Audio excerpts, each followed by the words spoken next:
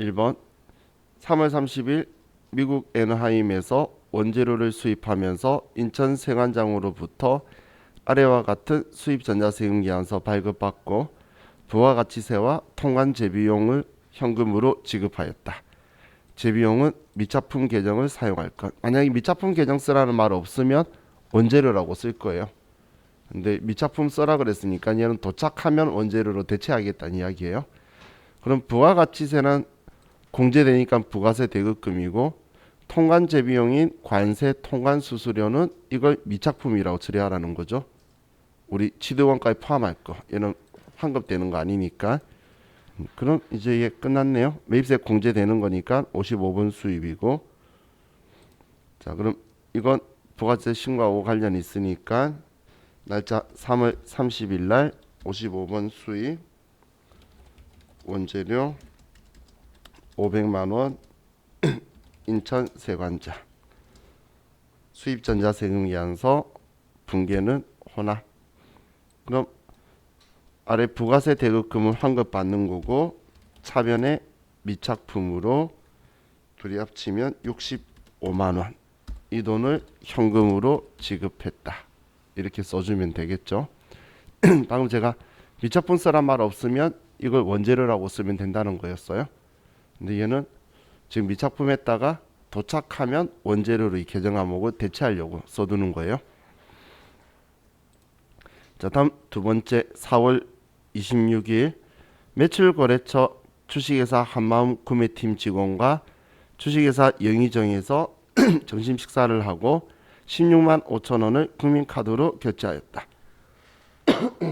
지금 카드 썼는데 거래처 직원하고 식사했으니까 접대죠. 그럼 불공제 사유면 세금 계산서면 부가세 신고하고 관련이 있으니까 54 불공. 신용카드나 현금 영수증이면 부가세 신고서에 들어가면 안 되죠. 그래서 일반 전표. 그럼 얘는 일반 전표에 매출거래처니까 800번대 접대비에 미지급금에 국민카드사라고 써주면 되겠죠. 그럼 일반 전표에 자, 날짜 4월 26일 차변에 접대비가 16만 5천 원, 대변에 미지급금 국민카드사 16만 5천 원 이렇게 써주면 되겠죠. 우리 신용카드 매출전표 수령명세서에 쓰면 안 되는 것들은 전부 다 일반 전표에 오는 거예요. 그렇게 기준 잡으면 편하죠. 자, 다음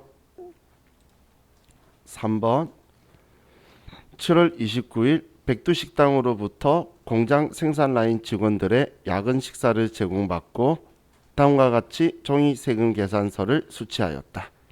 2기 예정 부가가치세 신고 시 해당 세금 계산서를 누락하여 2기 확정 부가가치세 신고서에 반영하려고 한다. 반드시 해당 세금 계산서를 2기 확정 부가가치세 신고서에 반영시킬 수 있도록 입력 설정하시오. 자, 일단 세금 계산서고 매입세 공제되는 거죠. 불공제사유 아니니까 51번 매입과세고 공장 생산라인 직원들 야근 식사니까 500번대 복리후생비. 그리고 이 돈은 전부 다 외상이네요. 미지급금이다라고 할 거고 종이 세금 계산서네요. 전자는 체크 안 할 거고. 자, 그럼 매입 매출 전표에서 날짜 7월 29일 날 51번 매입과세 식대 150만 원, 거래처는 백두식당, 전자 아니었죠? 자, 분계는 혼합. 그럼 500번대 복리후생비 대변에 미지급금이다. 이렇게 분계를 해놓고 다음 간편 집계를 클릭해서 확정신고서 예정 누락분에 반영시키려면 여기 화살표 눌러서 예정 누락분 있죠? 얘를 클릭하고 그리고 지금 얘는 2기 예정인 거니까 2기 확정에 반영시키도록. 그럼 지금 2020년도 회계 기간 거니까 2020년 10월이라고 써주면 2기 확정 신고서에 예정 누락분에 이 내용이 들어가게 될 거예요. 지금 우리 7월 달에 썼기 때문에 지금 이 설정을 안 하면 이기 예정 신고서에 들어가겠죠. 그런데 이걸 걸어주면 이기 확정 신고서에 예정 누락분에 들어가게 하는 거죠. 그래서 자, 지금 이 기능은 부가가치세 신고서 작성하는 문제에서도 한 번씩 분계 생략에 설정하라고 해서 몇 개 한 4개 정도 4개 주고 설정하도록 하니까 이것도 기억을 해 두세요. 자, 다음 10월 12일 다음은 주식회사 소락산업의 2019년 12월 31일 자본 구성을 표시한 것이다.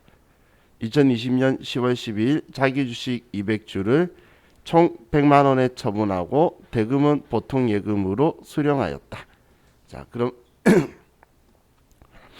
이건 2019년 12월 31일 이야기죠. 자, 그럼 지금 자기 주식을 처분을 했는데 우리한테 자기 주식이 120만 원이라고 장부에 적혀 있었죠. 기초에. 그럼 120만 원 적혀 있던 거 팔았으니까 지우고 우리는 100만 원 받은 거죠. 그럼 20만 원에 자기 주식 처분 손실이 나와야 되는데 자기 주식 처분 이익의 잔액이 40만 원 있네. 그러면 자기 주식 처분 이익을 먼저 우선 상계해야 되겠죠. 그래서 20만 원인데 40만 원 있으니까 20만 원 다 자기 주식 처분 이익으로 처리해야겠네요. 지우는 걸로. 그죠? 자, 그럼 일반 전표 10월 12일 날 대변에 자기 주식 장부에 120만 원치 있는 거 200주 전부 다 지우고 차변에 보통 예금으로 100만 원 받았고 20만 원 손해 봤는데 이 돈은 자기 주식 처분 이익에서 우선 상계. 이렇게 써주면 되겠네요. 그렇죠?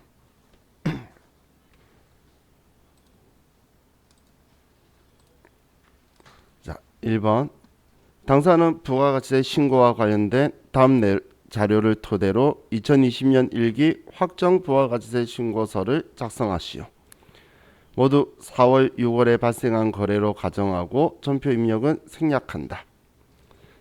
자, 6월 10일 과세사업에 사용하던 기계장치를 면세재화의 생산에 전용하였다.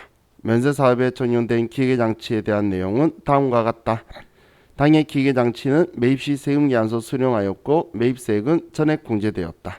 취득은 2019년 6월 25일이고 취득가액은 3천만 원이네요. 자, 지금 얘는 무슨 상황이냐면 작년 6월 25일 날 이 자산을 사서 우리가 과세사업에 쓰고 있었던 거예요. 그럼 그때는 매입세액을 당연히 세금계산서 받고 공제를 받아야 되겠죠. 그랬다가 이걸 올해 6월 10일 날 면세사업에 쓰는 걸로 전용한 거예요. 그러면 우리는 이걸 면세사업 전용으로 팔았다고 할 건데 그냥 과세사업에 팔겠다고 사온 게 아니라 우리가 쓰려고 사온 거였죠. 그러면 취득원가를 가지고 감가체감률만큼 뺄 거예요. 그럼 우리 기계장치는 건물을 제외한 기타 자산의 감가체감률은 부가세법은 1과세 기간의 25%죠. 그럼 1과세 기간의 25%인데 지금 얘는 우리가 경과과세 기간이 2019년 6월 30일하고 2019년 12월 31일 그리고 2020년 지금 1기니까 2번 지나갔죠. 이 과세 기간이 경과를 되었죠. 그러면 우리는 감가된 체감률이 우리는 25% 곱하기 이 과세 기간 하면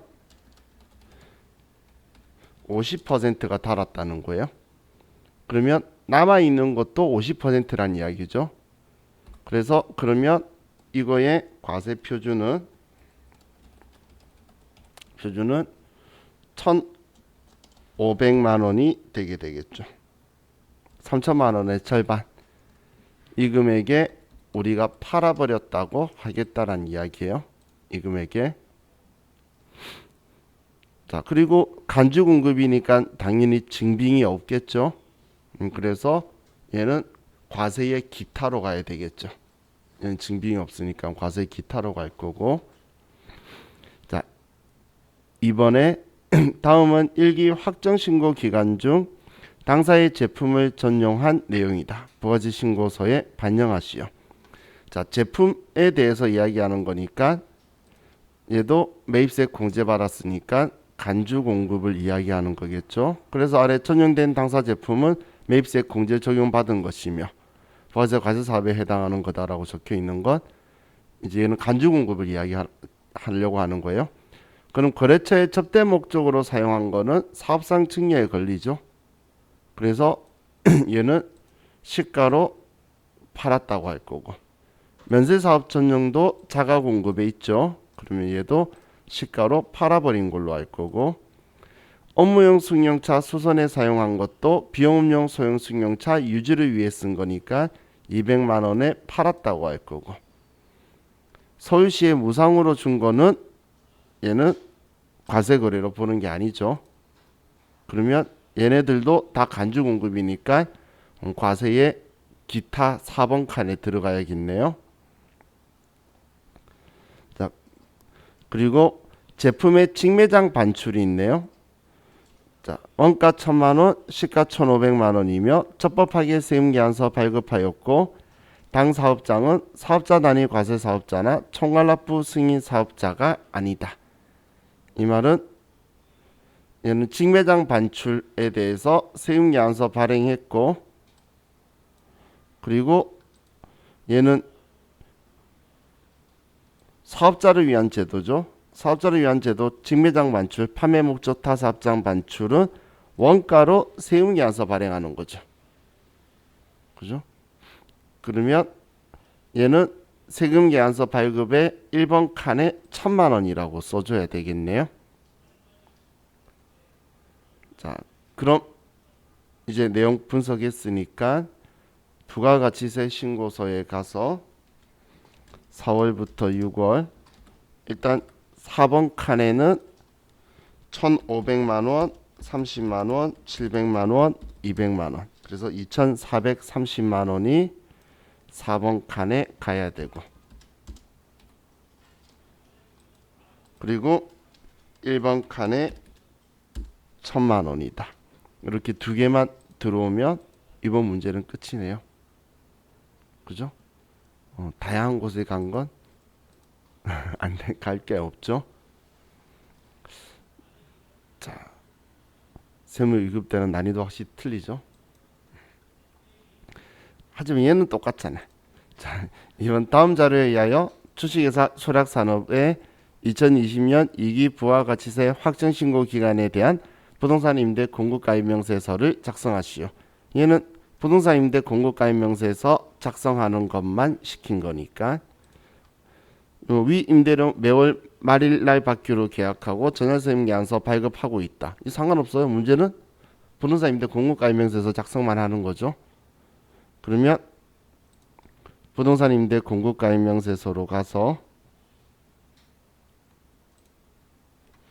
이번 신고 기간이 2기 확정,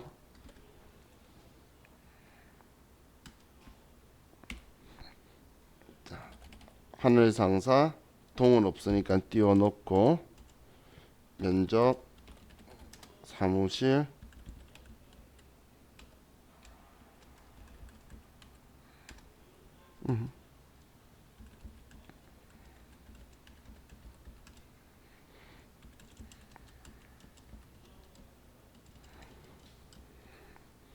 다음은 한우갈비,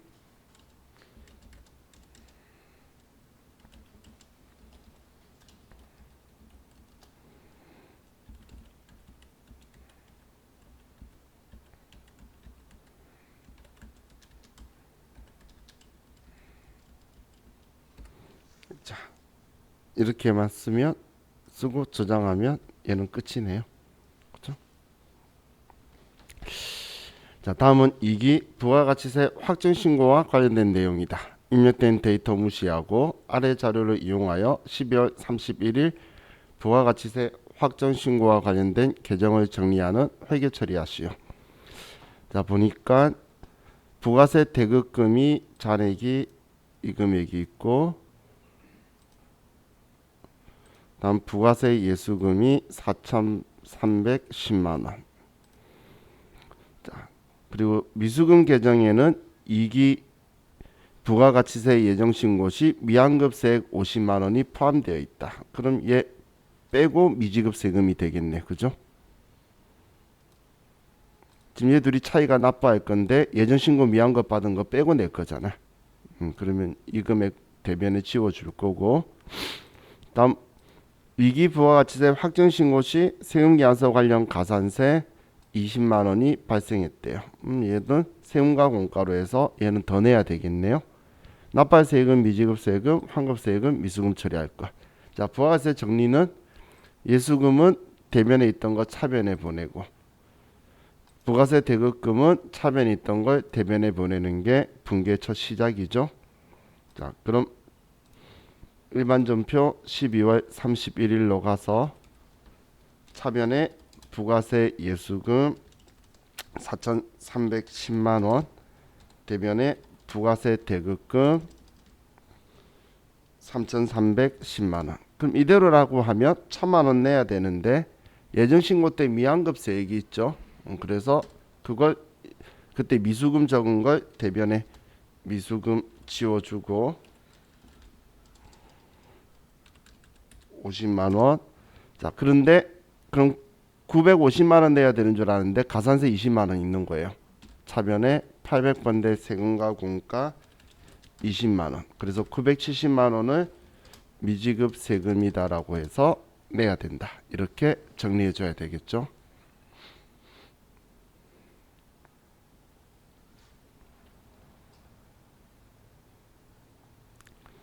자, 다음 2번. 다음은 당사의 결산일 현재 정기예금 및 장기 차입금에 대한 내용이다. 일반 기업 회계 기준에 따라 결산 분계를 실시하시오. 단 이자 계산은 월할 계산으로 하고 1월 미만은 1월로 한다. 자, 그럼 정기예금은 7월 1일 딱 6개월 치네요. 2천만 원에 1.5%. 그럼 얘 이자 못 받아서 이자 수익 인식하라는 거고, 장기 차입금은 10월 1일부터 말일까지의 3%에, 왜냐면 4월 1일에 이번 달 그 이자, 올해 그 이자 줄 거니까, 그래서 이거에 대해서 이자 비용을 인식하라고 하는 거네요. 그럼 정기예금 거 보면 2천만 원에 곱하기 1.5% 곱하기 6달이니까 12분의 6 하면 계산하면 15만 원. 다음 장기 차입금은 1억 원에 곱하기 0.03 3%고 곱하기 10월 11월 12월 세 달을 하면 이자가 75만 원이 나오게 되겠죠. 그럼 이만큼 이자 수익 인식할 거고 미수 수익, 이만큼 이자 비용 인식할 거고 미지급 비용. 자, 그럼 자, 이 금액만큼 자, 대변에 이자 수익 15만 원, 차변에 미수 수익이고, 차변에 이자 비용 75만 원, 대변에 미지급 비용 75만 원이다.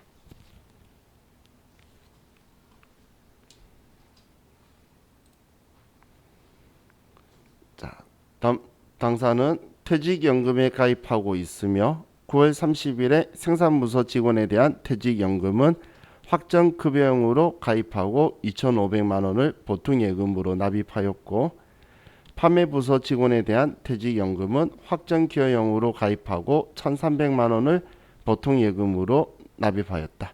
확정급여형은 퇴직연금 운용자산, 확정기여형은 퇴직급여 판매 부서니까 800번대 이렇게 처리하면 되겠네요. 그럼 차변에 퇴직연금 운용자산 금액 2,500만원, 하변에 퇴직급여 1,300만원, 이 돈을 보통예금으로 이체했다. 이렇게만 나오면 되겠죠.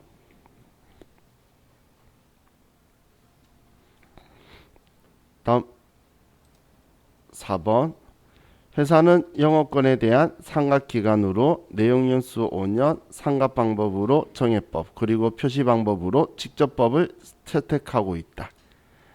영업권은 2019년 1월 1일 취득한 것으로 19년 기말 잔액이 6,400만원이 이었다. 영업권에 대한 상각을 행하시오. 자, 그럼 얘는 지금 19년도에 1월 1일 취득했으니까 한번 상각을 한 거죠. 19년도에 한 번 했잖아. 그럼 5년 중에 4년 남은 게 6,400이라는 이야기죠. 그러면 정해법 잔존가액은 없으니까 6,400을 4로 나누면 잔존 내인연수로 해야 되죠. 그러면 1,600만원이 되네요. 그럼 1,600만원을 자동계산해도 되고 아니면 그냥 수동계산할 거면 차변에 무형자산 상각비 1,600만원, 대변에 영업권이다 1,600만원 이렇게 처리하면 되겠죠.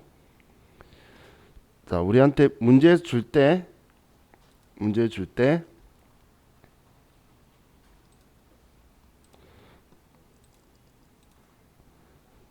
장부 금액을 주면 지금처럼 기말 잔액 장부 금액을 주면 잔존 내용연수로 나누고 취득 가격을 주면 총 내용연수 5년으로 나누는 거예요. 얘 선 8천만 원을 샀었나 봐. 취득원가 주면 8천만 원 줬을 거예요. 그런데 지금 6,400 한번 상각된 금액을 줬기 때문에 내용연수를 상각한 만큼 줄이고 그리고 계산을 하면 되겠죠. 자, 다음 자료 이용하여 이미란 씨의 원천징수 관련 물음에 답하시오. 자, 먼저 입사를 오래 했네요. 4대 보험 모두 적용 대상자로서 사원 등록에 등록하여 기준 금액은 250만원, 부양가족은 다음과 같고 소득 금액 없대요. 전부 다 기본 문제 대상자고, 중소기업 취업자 소득세 감면을 최대한 적용받고자 신청하였다. 중소기업 취업자 감면은 연말정산 시 일괄 적용하기로 한다. 자, 여기는 사원 등록 거니까 이걸 먼저 보면, 자, 원정인수 가서 사원 등록에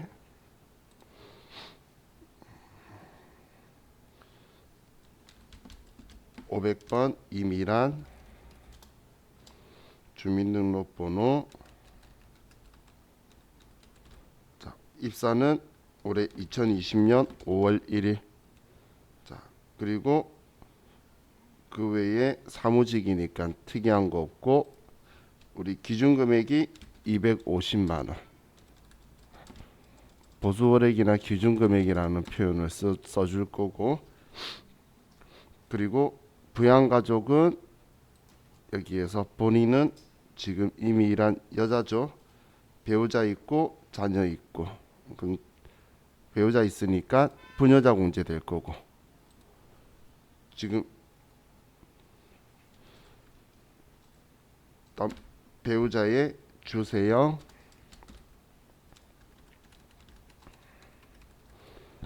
그리고 자녀 주민세,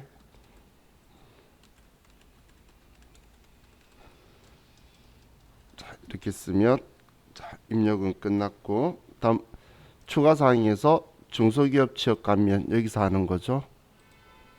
그리고 감면 기간은 최대 5년 90%. 근데 기간 입력할 때 2020년 5월 1일이면 2025년 5월 31일 이렇게 특이하게 쓰는 거다라고 전에 이야기했었던 거죠. 그리고 연말정산으로 감면을 적용하겠다. 자, 그러면 이제 설정이 끝났죠. 자, 그럼 사원 등록은 끝났고, 자, 이 직원에 대해서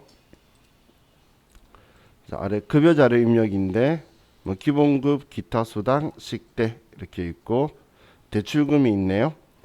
회사는 구내식당을 운영하지 않고 있으며 별도 식사 제공은 하지 않는다. 비과세고 필요한 수당 공제 항목은 등록, 수당 항목 중 기타 수당은 과세에 해당한다. 자, 그리고 급여자료 입력하고 원천징수 이행사항 신고서 작성. 그럼 급여자료 입력에서 수당 공제 클릭해서 기타 수당을 만들어 주고 사용하지 않는 거 없애라는 말 없었으니까 그냥 두고 식대는 비과세니까 그대로 두면 되고 공제 항목에 대출금 만들어 주고 그죠? 자, 그럼 이제 5월 달 급여를 6월 10일 날 지급을 하고 자, 기본급 210만 원, 식대 20만 원, 기타 수당은 30만 원. 국민연금, 건강보험, 장기요양보험, 고용보험, 대출금, 소득세율이 바뀌어서 틀리죠. 자, 금액으로 문제 있는 대로 써주면 되죠. 얘가 나온 거는 보수월액 250 써서 나온 거예요. 자, 그럼 5월달 귀속을 6월 10일 날 지급했으니까 창 닫고 원천징수 이행사항 신고서에 가서 5월 귀속을 6월 달에 지급했다. 그러면 250에 16,530원 나온 거 창 닫으면서 저장하면 이번 문제 끝이죠. 자, 다음 2번. 다음은 2020년 3월 귀속 기타 소득 지급 내역이다. 자료를 참조하여 기타 소득자 등록 및 자료 입력하시오. 소득자의 세부담이 최소화되도록 처리하시오. 자, 소득자의 고용관계 없이 일시적 강연료가 500만 원이고 그 외에는 특이한 거 없네요. 그냥 강연료 등이네. 3월 귀속을 3월 16일 날 지급을 했어요. 그럼 기타 소득자 등록에 가서 101번 최국민 거주자고 강연료 등이고 내국인이고 주민등록번호 소득자 구분은 내국인 주민등록번호 실명 개인. 자, 다음 이제 기타 소득자 자료 입력에 가서 지급은 3월 16일이고 최국민 지급한 금액은 500만 원. 필요경비가 있으면 비교할 건데 필요경비가 없으니까 이대로만 써주면 되죠.